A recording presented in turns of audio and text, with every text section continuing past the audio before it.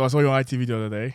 I was actually in shock because it was, number one, it was a dating show. Yeah. Number You baited me out. Number two, I was like, wait, you know what? I actually saw it before you actually put the link up.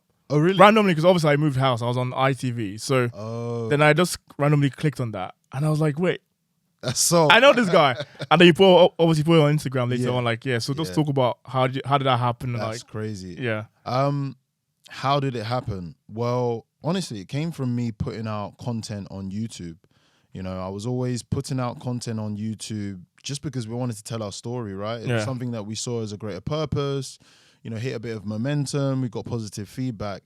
And then I think it was like off the back of last year, I just got hit up by a couple of different TV channels about shows they wanted to do. And I think the way it works is, you know, they get someone in their team to commission a program. So I had a really good one for Channel 4, which was going to be about, no, it wasn't for Channel 4 actually. I had a really good one for ITV, but it was another show.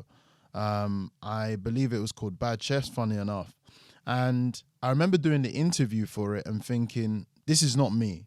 But then I stepped back and thought, what do I want to achieve? The notoriety is going to help me bring more attention and more of an audience so I can get my message across. And ultimately, if I can create a revenue stream from this and focus more on my larger goals, this is going to be positive. So that's how I made my decision. And so they reached out to me and told me about the show. And initially I was baffled. You know, everyone started throwing on, you can go Love Island from this, or you might not be able to work in banking ever again. But again, I just thought about the goal. I thought about, what do I want to achieve? What's the long-term goal? And then I reverse engineered it. I knew that the benefit I'm going to gain from this is attention, which I can leverage to put in my own audience and create a revenue stream and more of a platform so I can get more gigs to do stuff that I really want to put out. And yeah, I just decided to do it. And how'd you find it? Honestly, it was quite good actually. Yeah, because I watched the whole thing. I think what you touched about is comfort zone. I despise that word because it already limits someone. It limits you just by the way the word is. It limits you, and I think people need to get away from that word comfort zone, because if you want to do something and it's outside your comfort zone, then just do it. Don't think about, oh, I don't know, I don't have the skills for this yet. Just, this is what I want to do.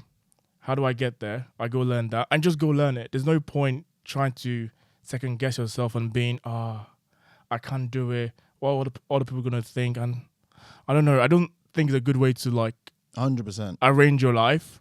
I haven't thinking that this is my comfort zone, this is not my comfort zone. I'm only going to stick to stuff in my comfort zone because that's where I'm comfortable. But that's not where you grow. So I think it's kind of, you have to decide what you want. You want to keep on growing and learning, then even this is outside our comfort zone in quotes. 100%. I wouldn't have thought that we would be doing a podcast. I thought podcast, it sounds silly, but was for podcast people or people that are in presenting, but it's just if you have a message and you need a platform. And we talked about it with social media constantly evolving and the fact that the cameras are getting better and people are using captions. You have to meet a certain standard in order to reach the audience so you can get your value. So we don't see it, but we've all of a sudden come from finance guys into entrepreneurs and now content creators, because the ceiling or what we're trying to achieve is to create that message, and whatever we have to do in between, we're willing to do it. And so the point I'm trying to say is, don't let the fear of the next step overcome your larger goal. If you want it bad enough and you write it down, you will find a way. And I find that, like I said, the fact that I'm doing this podcast, I wouldn't have imagined in a million years I'll be on TV or doing a podcast. However, because I had a larger goal and I wrote down micro steps to get in between, I started to find these opportunities and I started to get a lot better, and these opportunities started to come to me because I had that larger goal and I obsessed about it and I put it out, and God took control, and now I'm here.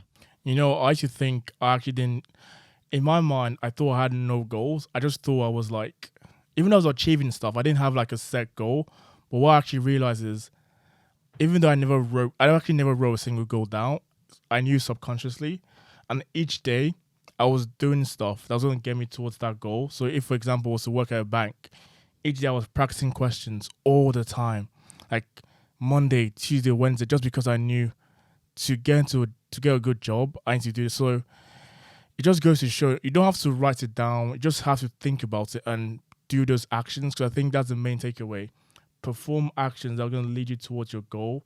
And obviously, I made the joke once, I think on a YouTube video, that you don't have to put sticky notes everywhere. For you need to know that's your goal. You could just think about it, write it down, just know what you want to achieve and just go for it. I think it's a good way to orient your life. What you said about practicing is so important. I try to like mentally rehearse until I'm perfect or until I can't get it wrong. There's a quote which I live by, which is that amateurs practice till they get it right. Professionals practice till they can't get it wrong.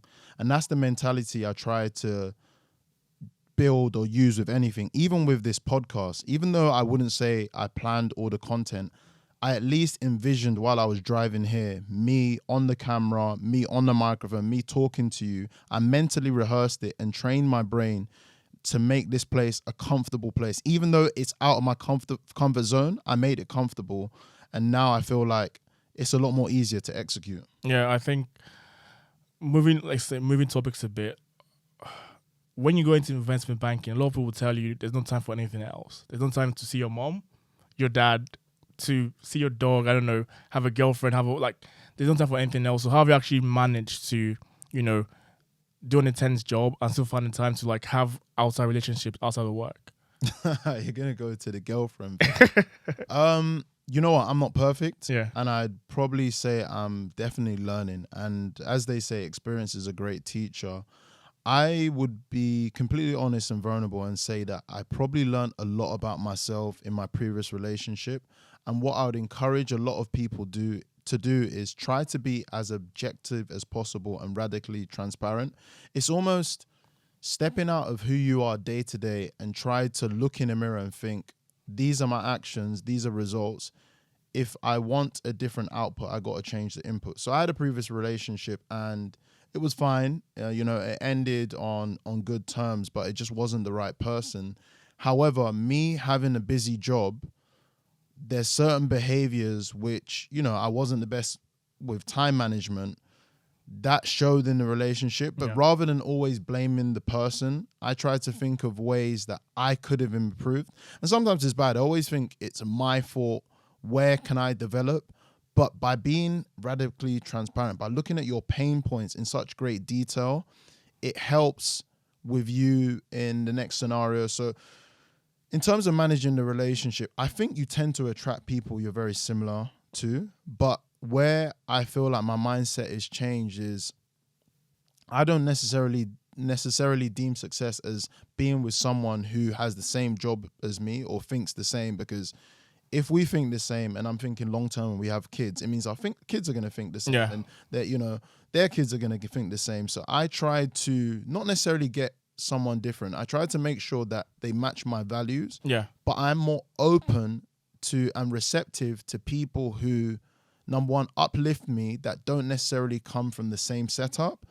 And people, I'm also conscious of how I feel with the person.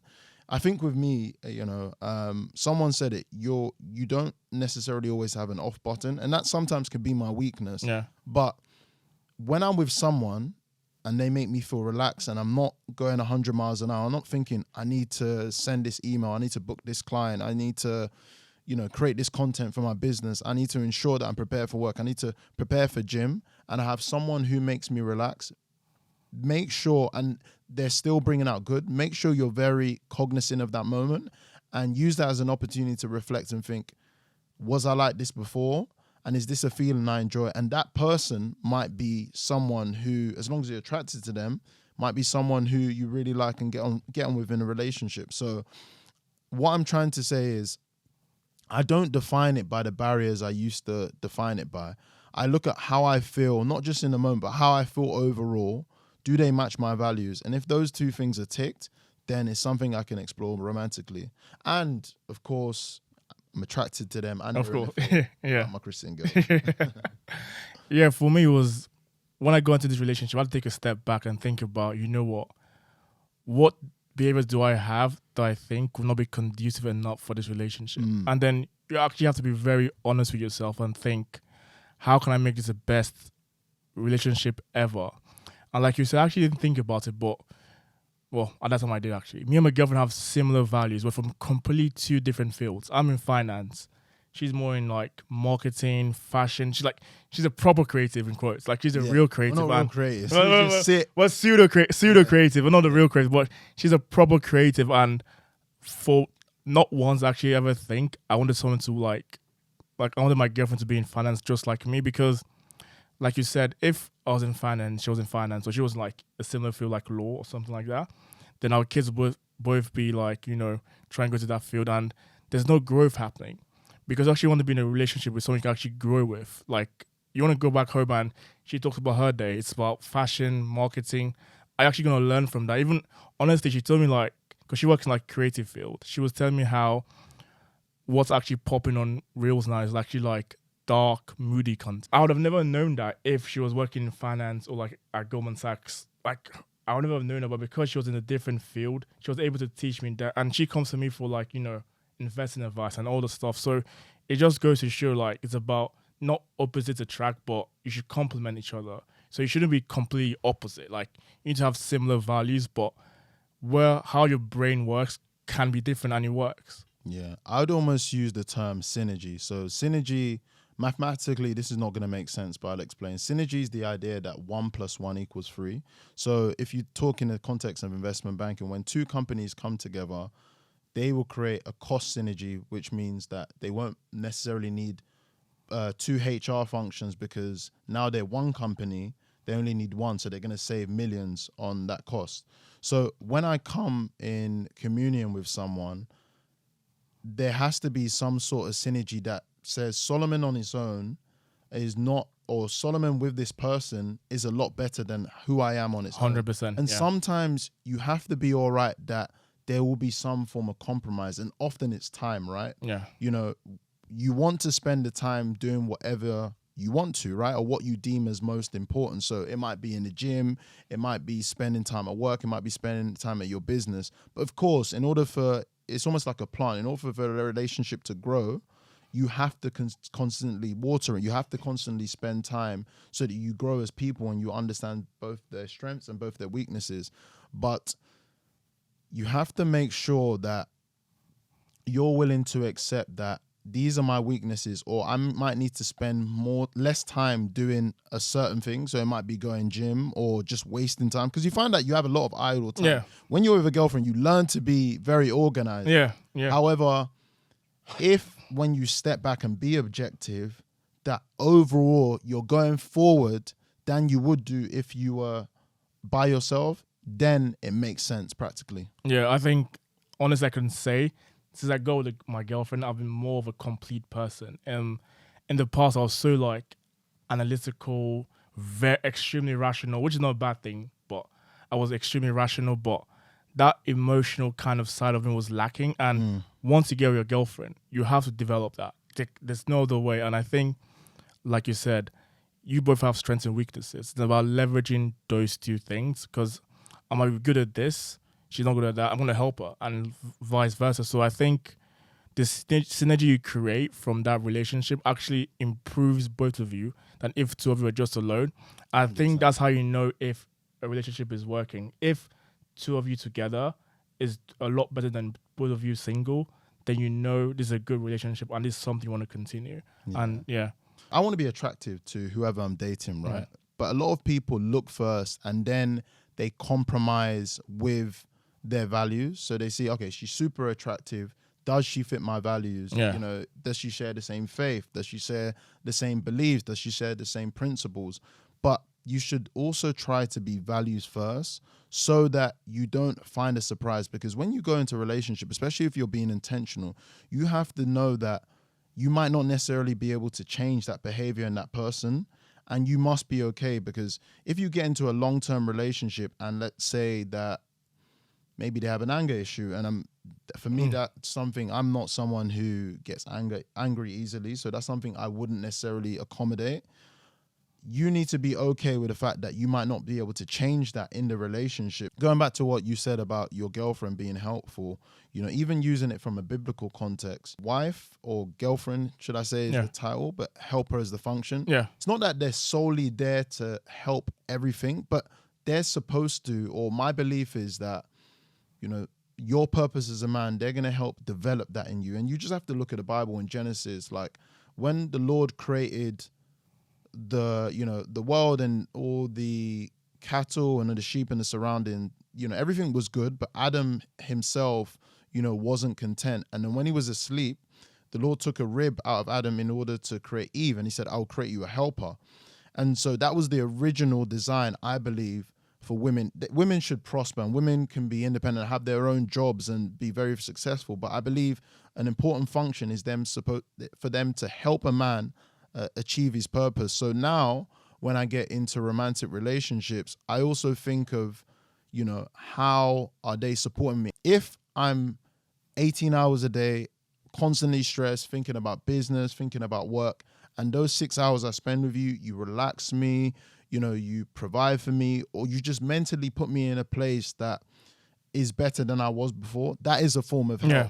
So being very conscious, taking a step back of almost having a checkbox, not being too logical, but having a checkbox of what you believe will benefit you, being objective, and then exploring that in a romantic context. Yeah, I think 100%. I think if you're not with someone that adds value to your life, then why actually with that person? Because you know deep down it's not going to go anywhere. So you're in fact wasting your time. I'm going to complain later that I wasted my time with this person. But from the get-go, you knew the person had behaviors you didn't like. But you chose to overlook that because, I don't know, the person was very attractive. So it just goes to show you have to first align with the values. Of course, there's an attractive person, but if you're looking at just attraction, it's never going to work out. And this is why, a lot of people are getting divorced now, because you get with someone, you think, oh, this person is good looking, that's all that matters. I'm going to get with this person. You marry the person, like, you guys clash so much on the most basic stuff, like how you're going to raise your children, how you're going to, do all of this. And one thing I realized from being with my girlfriend was, like I said initially, it's all about priorities. So once I got with her, she shot up my priority list. Like, to me, that's like a very important priority. And it's about not changing completely, but you always have to find time for people you care about. Yeah. So that for me was, sometimes I could work in the office to 11 p.m., but I can work from home now. So at 5 p.m., I'd come back home, stay with her for like an hour or two, and then just log back in.